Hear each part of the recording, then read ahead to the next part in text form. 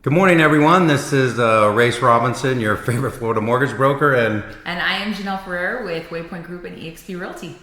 And we talked about the last week or so getting together and discussing some of these NAR changes, and you and I were just saying, I'm kind of glad that we waited and didn't jump out like everyone else trying to figure out what's going to happen.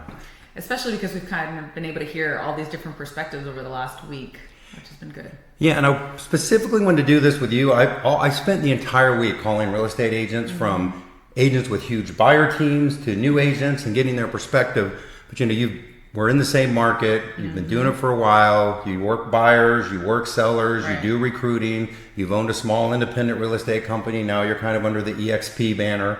So you've kind of done it all, really. Yeah. So I want to get your take on some of these things, on the buyers and NAR and all this.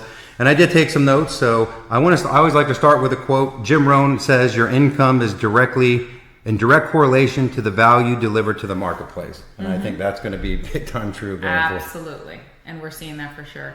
All right, so a couple things to get out of the way. We are not going to go too into, I'm sure if you're a real estate agent, which I'm assuming you are, good chance if you're watching this, you've probably watched lots of video and other people talking about this. So some agreements that I think you'd have, and we haven't actually talked before this too much. So, but I think we're pretty aligned. Yeah, so maybe we won't agree on everything, but sure. We both agree that it's a terrible solution when you look at the lens of buyers and sellers getting good representation. Yes. We probably both agree that this is not the death of real estate agents or buyers agents. And that there's no way that we know how this is all going to play out. Correct. And That's probably the thing we're surest about.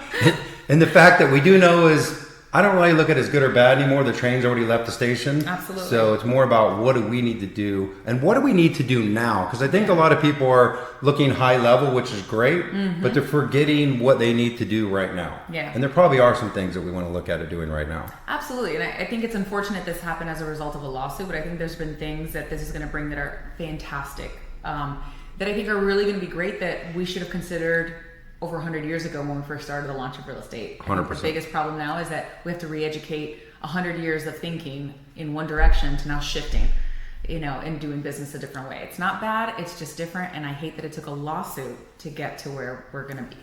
Yeah, and change always happens, so that's just... We have to adapt. This is an ever-changing industry. So I do want to cover I think there's a lot of misconceptions. So you tell me if you agree with this. This is what I think that we know remember, this hasn't been technically signed by the DOJ yet. Correct. So But there's a whole lot of narrative out there that I absolutely disagree with from the media, but continue. Right. So you tell me if you agree with this. Sure. So one, that if you are a member of NAR, regardless of what company you work for, you are covered by this lawsuit. You cannot be personally sued as a result. Correct. We cannot be personally, but NAR is. Correct.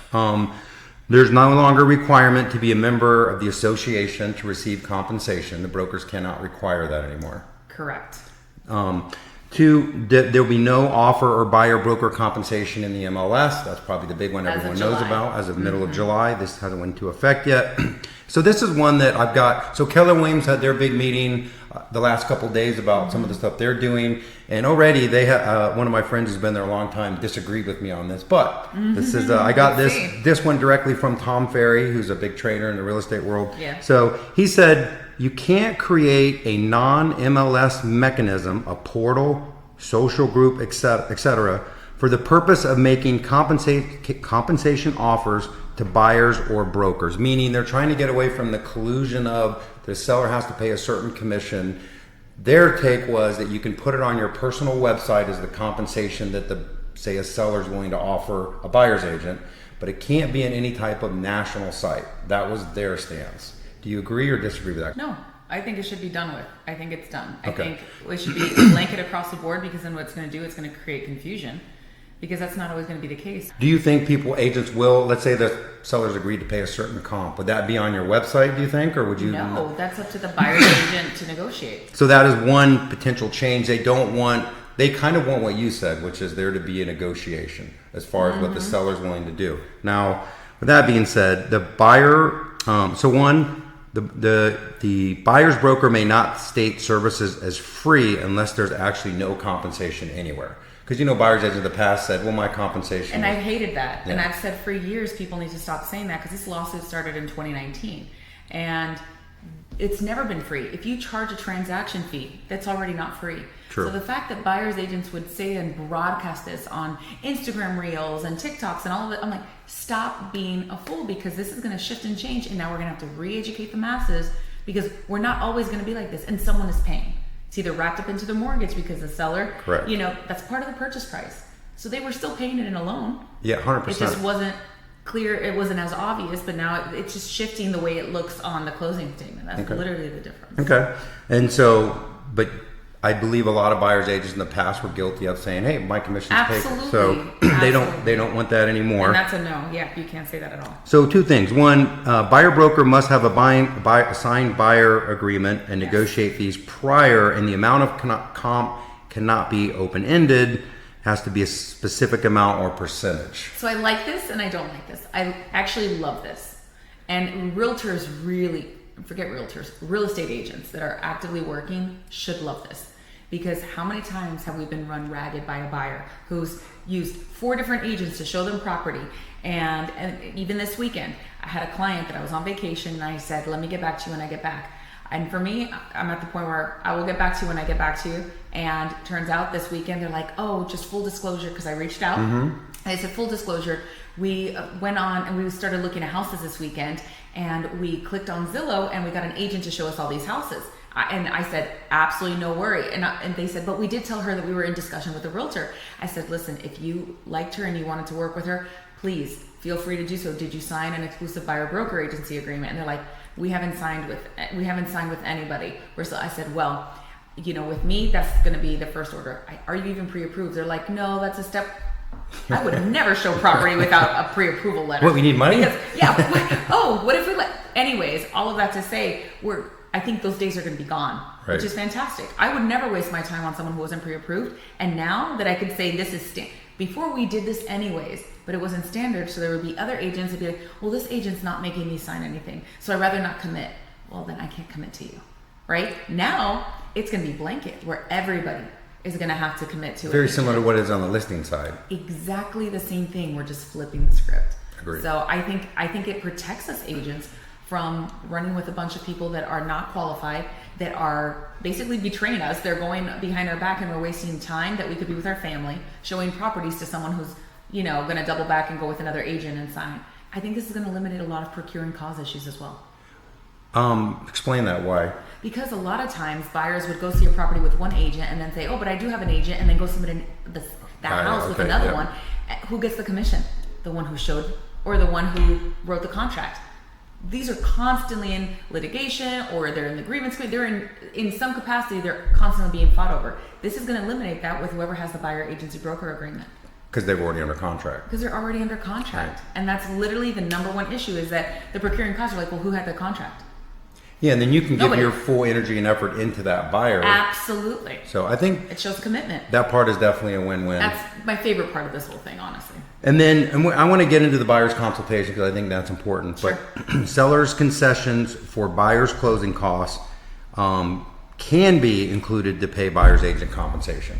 Meaning, if you get them to pay closing costs, even though you can't advertise the compensation that the seller will pay, you can use seller pay concessions to offset the cost for whatever the buyer's agent costs. And I think that's something that agents have misunderstood when they're not trained properly. A contract is between a buyer and a seller. It is not between a listing agent and a buyer's agent. That's true. And that's the thing, is that a commission should never, ever, ever be on that contract, and a lender will, kick it back and be like, get that off if someone does put that on there. It should never be on there. That's not what the contract is for. It's for the purchase of a house. So there's actual verbiage that you can use, that we've used for years, that goes into the additional terms, that says buyer to request X amount of concessions, and then in parentheses, title fees, agency fees, buyer agency fees. It's all in there. Right. And then that, with your buyer agency agreement, is what gets sent to the lender and title to show where that money gets dispersed to. Correct. And just hearing you talk about it shows me the difference when we get into kind of what you need to be doing now. Buyer's agents are going to have to up their game, right, and 100%. understand all of these different situations and how to handle them, and the contract. And really, in the past, I think listing agents have really done a lot more training, because it is a little more of a sales presentation. Absolutely. And I think buyer's agents are headed that direction. Exactly. Yeah. We literally have to do a buyer presentation. We've always done the consultations, and you know that. And it's gonna now, like you said, the close. But if you look at our, our buyer agreement, it already stipulates what our commission is, and then we will try to get it from concession. But anything else is the buyer's responsibility.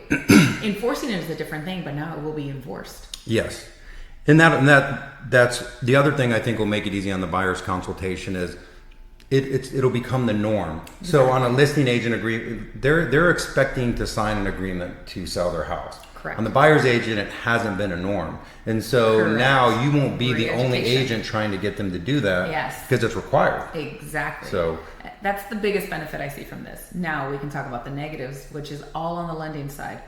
How are we going to help veterans? yeah, that's a big one. I think I'm hoping they change that, those laws, but They have to, and it's got to come from Fannie Mae, Freddie Mac. It's got to come from the Veterans Administration. It's got to come from the lending side, because we've got to put the FHA buyers. We know they hardly have money for a down payment, let alone closing costs, and now a buyer agency fee. Yeah. So there's a big call to action on that I've seen. I'm really 100%. hoping that works itself out. And soon. And again, those are one of those things, you could call your congressman or whatever, but we probably can't do much about that. Not right you now. and I are the regular agents. Absolutely. So let's go into, just one last high level question is, I've called agents all week and I've gotten all kinds of different responses. Sure. Some from, it's not a big deal. All it's changed is you can't put the comp in the MLS, to other agents saying that it's the death of the real estate, right? I've heard both sides. I love those complete agents paradigms. panicking to, oh my God, what do I do? To other agents. And I'm probably somewhere in the middle. I think this is a structural change, but give me your thoughts on, is this a big change? Is it not a big deal? And how much will realtors have to do to adapt? This is a disruptor to our industry. I like that word. And tech has seen it. Every industry has seen this. There's going to be a lot more AI. I'm going to tell you right now, we're even working on real estate tech AI stuff that is going to help automate a lot of this stuff. I think that you're going to see a lot of buyers agents, and wisely so.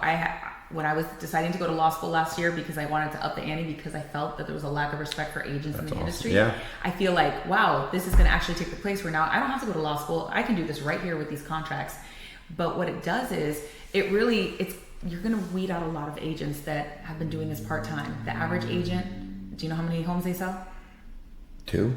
Oh, that is the average. So from some really great podcasts from non-realtors, I heard that it's going to take out about a third. I've heard that number realtors, too. Which is great. They're not doing anything. And they annoy the heck out of listing agents because they don't even know how to fill out contracts. Yes. So it's going to be, I think that this disruption is needed. I think we need to weed out. I honestly think the educational level and requirements need to be increased drastically for entrance into this industry. Think about it. AC, electricians, they all have to have about a year that they are apprentice, to someone, a master or whatever it is someone who has been not in real estate. You take your course and then, oh, by the way, you're done. You passed your test. Now go write a contract. They've never seen a contract in their lives. That's never talked about in class. And that's something you do really good. You mentor agents. Absolutely. I've seen that. But you almost need, in the mortgage business, real estate business, getting your license doesn't do any of that. It does nothing, but that's what people think, or they think it's a quick buck, which being in the industry over 15 years, I know full well this is not a quick buck. This is a career. It takes time. It takes patience. It takes a lot of work. So I think that it's going to weed out a lot of that, but it's a huge disruptor. This is not the death of it. It's the it's time to adapt. It's the Blockbuster to Netflix shift, we're not going to a store to get VHSs or even Netflix has adapted. Now we're watching commercials. I feel like we're right back to cable. That we have broken down into different subscriptions, right? I just paid on Amazon to get rid of the commercials again. See, I was like, it's like we're going full circle, but it's a disruptor, and I think it's great. I don't think it's nothing. I think someone who thinks, oh, it's nothing, they're going to be serious. We were on a call. I did a buyer presentation, and for all of my agents, so they can see what this looks like, because we've been doing this, and it looks like a listing presentation. It's just on the flip side. And the great thing is that you don't waste your time. If they don't commit to you, you shouldn't be taking down criteria. You shouldn't be driving people around. And if they don't have a pre-approval, you shouldn't do that. Most agents don't know that. They're so desperate and happy for a lead that they take them in a car and go. And no, that's not it. There has to be, loyalty. I think a lot of that is coming to the surface. And I think if you wait, there were agents that, I just got a listing agreement and my seller didn't. I said, If you wait till June or July to do this, you're missing the boat. Because I just had one last week where the seller said, hey, just so you know, I've been watching the news and I'm going to talk about the compensation with you. I said, fantastic. So our conversation, and we are in March, our conversation was 100 days away I want to sell and they want to buy. So guess what? They don't want to compensate the buyer's agent, but they want to compensate me. So I'm putting 0 and I said, so guess what you're doing on the buyer's side? And they're like, well, it's fair. So they are signing an agreement and they are paying that with me, but they are not offering any compensation. And that will happen, right? There are going to be already happening, you know? And so that's what I'm saying. I'm like, why would you wait till July? Consumers aren't stupid.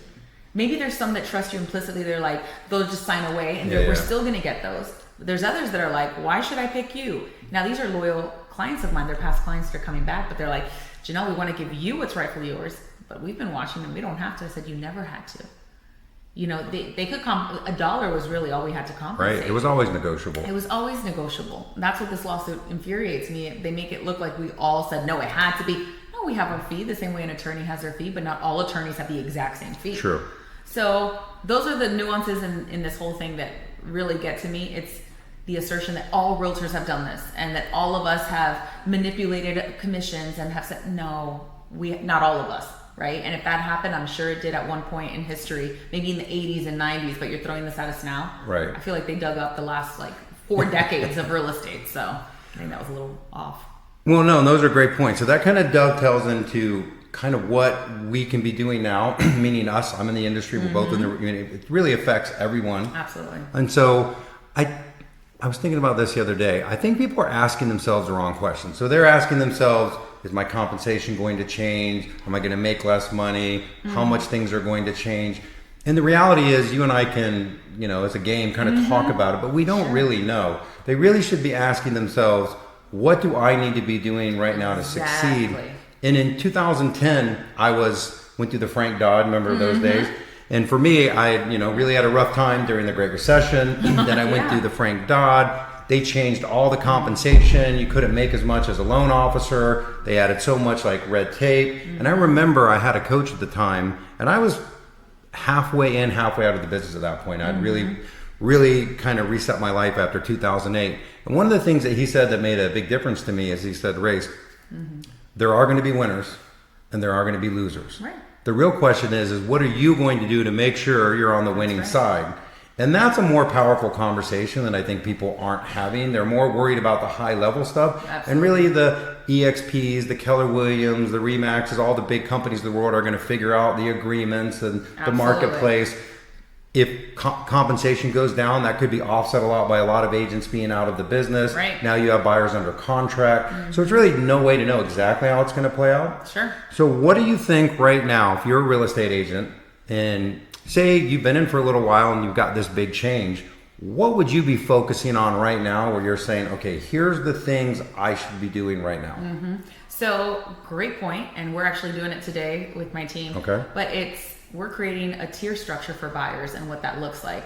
But there's still a lot of conversation to be had because we need to make sure they can't even afford it. And would we take on a client that can't afford us? That's a great. Same way an attorney is not going to take on a client that can't afford it. Now, we don't do pro bono.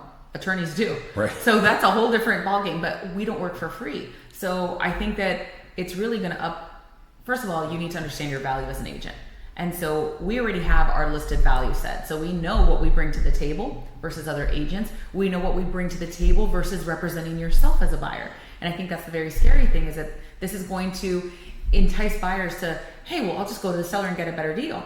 Right. But it's already been shown that FSBOs have the highest rate, for sale by owners, have the highest rate of lawsuits because there's a lack of disclosure. The contract is usually written by the seller and the buyer fills it out and reviews it, but they're not attorneys and they're typically not giving it to their attorneys because for that they pay an agent who already has the contracts and we know that. And that's why they're for sale by owner. They're trying to save all the money. They're trying to save all the money and it usually bites them in the butt later, right? So we're going to see that if buyers choose to represent themselves without knowing real estate, I already see, doe in the deer kind of thing where it's when people are like, oh my gosh, there's a lot. I'm like, but we walk you through it. That's the point of having a realtor on your side. Well, them understanding our value, then the compensation structure. I'm going to set my compensation. It's not going to be what everybody else has. And that's okay. That's the point of this. This is free enterprise, and if it's a no, it's a no. And that's okay. I know I'm not going to be able to work with every buyer that comes to me because they either won't be able to afford me or it's just not going to work out because the lending side, they just don't have the funds to be able to do it, or it's just not a good fit, and that's okay. This is our business. We are independent contractors. You're representing a buyer. We're representing a buyer, and this is our business. You can choose not to work with somebody if you choose not to. Absolutely. Right? But what's happened with realtors is there's this desperation. Oh, you're buying? I want to help. You know, it's like, okay, do you know what you're getting into? Have you discussed the terms? Have you know, because this may be a bigger headache than you want to take on. And I think we're going to start reassessing our businesses and be more professional about it instead of desperate hyenas trying to get everything that comes our way, you know, and be like, let's be intentional about the client and what's going on, and speaking with lending to see what can we really do. At this point, we can only help veterans if we're being compensated. But what does that look like? Because if we're already with the client that's a VA, you know, some houses do, but what if they like the one house that has no compensation? Exactly. That's the challenge right now. And I think those are some of the things that will play out. And those, I mean, they say this is going to take between 12 and 18 months for the dust to settle for us to really see, you know, what best practices look like. But right now, we need to create our best practices. This is where you really start seeing, you know, the cream of the crop rise up. You really do. This is where agents that are in it to win it, that are full to, like you said, the winners and the losers, this is the ones that want it. You start adapting again. Okay, what does this look like? And people will refer you if you know what you're doing and you know what you're talking about. All right, so those are really good points. So let's go into just quick the buyer's consultation, because Sure. I think there are some agents, or a lot of agents think they do a buyer's consultation. But for me, the difference is, one, now it has to end with them signing a contract. Absolutely. Where before you didn't really have to get a lot of agreement. It was more about building rapport. Sure. Right? And then two, you actually have to have that sign to be able to go show a buyer even a house. Is that correct? Other than maybe meeting them out there a couple. Even to show them a house. Now you can do open houses, correct? You can do open houses, and these are the little nuances that we still need to figure out. But the open house is different. But now if they don't have representation and they want you, you're not representing them. So that's the thing. I mean, we're a transaction broker, but I really think we're going to have to consider a lot of these brokerages that have make us go to transaction broker. Sure. We need to go into a single agency for our buyers, because they're going to expect loyalty. Yeah. And so that's something that most agents don't understand, or they practice single agency where they're transaction brokers and they're confusing it. And then I think the dual agency is going to be an issue if sellers are trying to, or if a listing agent's trying to double. So we just have to be very mindful of how this plays out, and making sure that we understand these lines very distinctly. But we do need that signed, the buyer presentation. Did you have a question about that, or do you want me to So I think agents, like for instance, I'm a lender. It's very common for people to call me and say, "What's your rate?" Right? Which on the internet, there's 5 million different ways, and so we have to have this whole conversation and talk to buyers, credit score programs, and all these things. Mm-hmm. I think, and when I was newer, I struggled with that, and I went away and I actually wrote for an entire week how to handle that conversation. And so I think buyers agents aren't used to handling the conversation. How are we compensated? And so Correct. I think that buyer's consultation is basically building value. Absolutely. Right? And the people that can build the most value are going to be the most valuable agents, because they're representing the buyer at the best level. So any suggestions for somebody that, because I think we both agree right now we need to be working on a really, really good buyer's consultation. 100%. What are the key elements of that, do you think? So the first thing is, think about a listing. It's gonna parallel. It's Sure. gonna be very similar. But the first thing is you talk about, introduce yourself, do all of that stuff, but you're gonna talk about who you are, and then talk about what, you know, a listing agent, the selling side versus the buyer side, what that looks like in a transaction. Then you have to start talking about the value added of having an agent representing you. And from there, talk about what the process of buying a home looks like. And you're getting free education, because you're gonna have them sign at the end of this. There's no mention of a contract until the end, because it's the same thing as you don't talk about commissions, you don't talk about anything up front. You go look at the home, you have conversations, etc. And then towards the end, you start talking about what this process looks like, what closing looks like, where the fees come from, you know, and then from there you start talking about all the things that you do as an agent for them. And then that's when we go into, these are the 9 things that we do for you, and these are the things that in return, here are the 6 items. And of those, one of them is the compensation. And we talk about that. But it's not this firework thing, it's just very matter of fact. Yeah. You know, would you agree that these are 9 things that you would need or are of value to you? Fantastic. In return, these are the 6 things. First is that you agree to get pre-approved by a qualified lender. You know, we'd love to have you work with someone that we work with, but if not, at least a reputable lender that we know we can verify. Number 2, make sure that we have different things, and then one of those is our commission is X amount. and you agree to pay that compensation, well, we will try to get that through seller concessions. If not, this will be due upon closing. So those are part, and then that will be added to the contract. You have them sign that. After they sign that, we also have a satisfaction guarantee, and we have another one, Okay. a cancellation guarantee. So you have to add things like that for value because you have to differentiate yourself from other agents. But once they sign that, if they sign that, then you move on to, now let's talk about the fun stuff. What are you looking for in a home? Right. Before that, you don't care, because if they don't commit to you, you don't care what they're looking for. You think before people were almost doing that in reverse? Yes, 100%. We were like, all right, so tell me about what you're looking for in a house. Right. No, they haven't committed to you. Talk about first what this process even looks like, because they may not even be ready. So you're jumping the gun trying to get the criteria before they A, are even pre-qualified or pre-approved. B, pre-qualified is a joke of a word anyways. We need pre-approvals, right? So 100%. we need to make sure that you've seen their statements, that you know that they can buy this house. Because what are we going to get into a contract and figure out, they lied about no, right? So we want them already, in the game in that aspect. And then from there, then we can determine criteria. Because a lot of that criteria is going to be revolved around how much they can qualify for. And that's really sales, really. Think about it, on the lending side, we have to take someone that calls that says, I don't want my credit pulled, right? Exactly. And I just want to ask questions. Yeah. So really, we need to get them pre-approved. Right. And it's a lot of building rapport and them Absolutely. trusting you. And there's a lot of sales skills that have to get developed to do that. Yes. So would you say one of the top things you should be doing right now, because I can tell yours is pretty much done, but you're still tweaking some of the things. Now, yeah. But you need to be practicing and building a really strong buyer consultation that you can repeat over and over and over. Absolutely. In your sleep. Like, I have this actually as a keynote, but I rarely need to go to the keynote. I already know how to have this discussion, so I can use this, but we're talking about what this looks like. And so it's there, and it's also printed out for them. So I give it to them in a packet.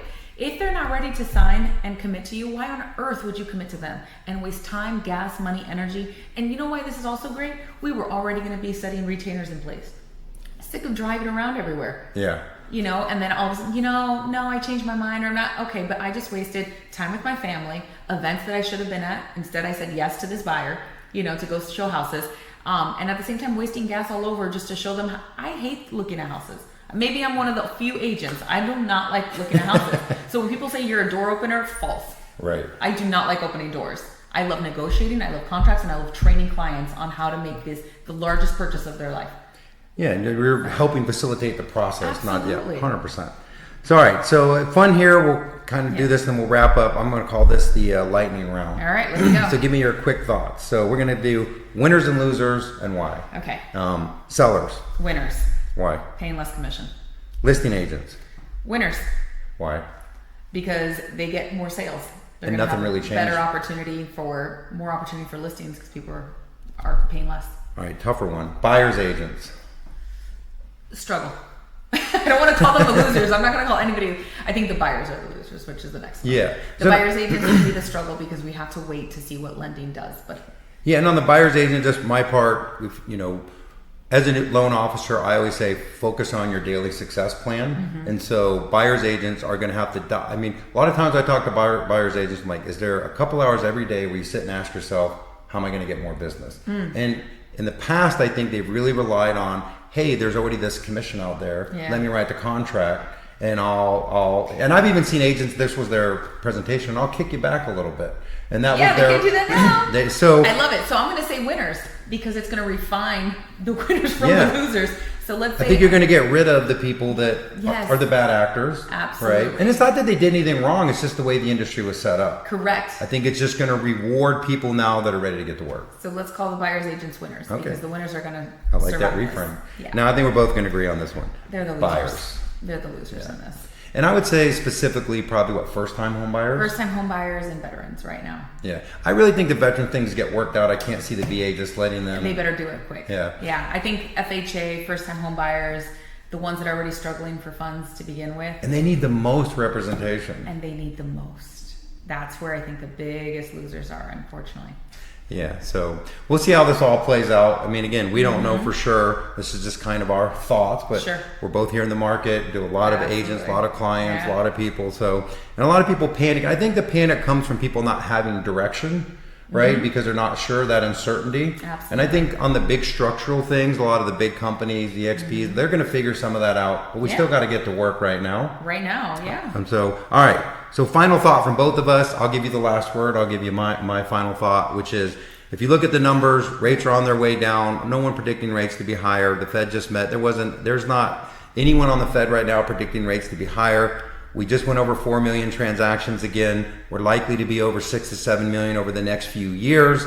At the same time, there's more programs as far as on the lending side to help buyers.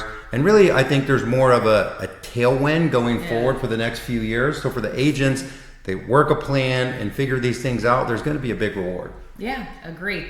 I think that there's a lot more buyers out there that are ready. I think that they're also getting educated on what's going on, and some are preparing themselves. I think that as agents, it's time for us to buckle up and enjoy the ride and be prepared. I think you got to get in the right room. I think you got to be with people who are all elevating one another and encouraging each other, not being scared, with the tail between their legs. I think this is not a surprise. This hasn't been a surprise. So if it's catching you by surprise, you need to shift rooms. That's my biggest thing for agents, because there's a lot of good stuff that's coming. Yeah, so there's a lot to play out, but I wanted to do this, and maybe we'll do another one as kind of we get closer. Yeah, see, we made a couple predictions. We'll see what happens. So anyway, just everyone stay there, stay working, stay in the game. Like I said, be one of the winners, figure out what plan you're working. And really, it just comes down to right now getting to work every day. Absolutely. Show up. Yeah. All right. Well, thanks a lot for doing this. Thanks for having me. All right. See you guys later. Bye.